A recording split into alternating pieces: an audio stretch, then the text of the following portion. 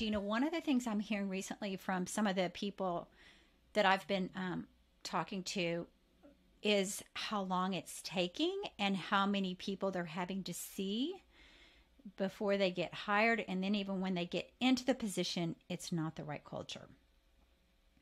Something's not right. I've had that happen with several people. Yes, and they've spent a lot of time trying to get as much information as they can and make sure this is the right place. And they're like, man, why didn't I see this red flag that this, something was up? It wasn't until I got in this situation that I'm like, oh my gosh, this is not a good situation.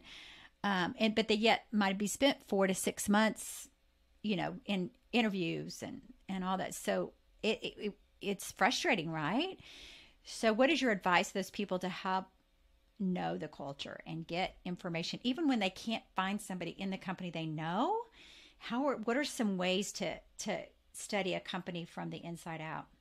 I think there's a lot of ways to go about it, but I'm going to start with the individual. It first starts with you, with you yourself as you evaluate the companies. What are you evaluating against? The way that I view this is, and I use the YouMap career profile assessment, and that has 4 assessments in one.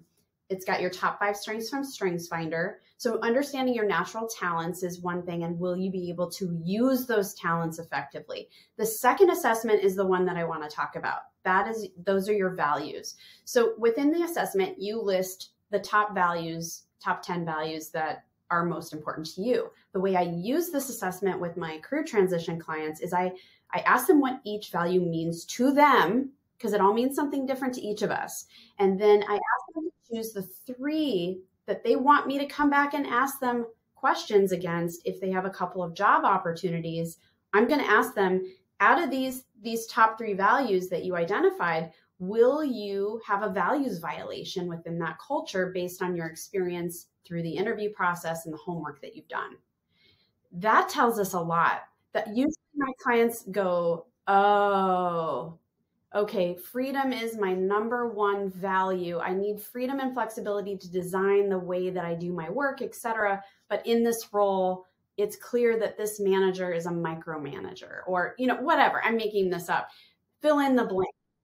I have this gut feeling, or I've gotten information that I'm not going to live out these top values in a way that I can flourish. Because if our values are being violated, that's when we can't sleep at night. We have a sick stomach.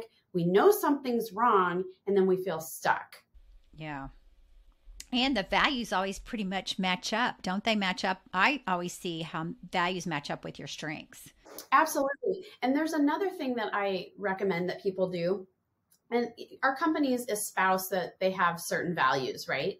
Now, that can be just words on a page, and they may not live it out in their culture. However, it is a benchmark against your own values.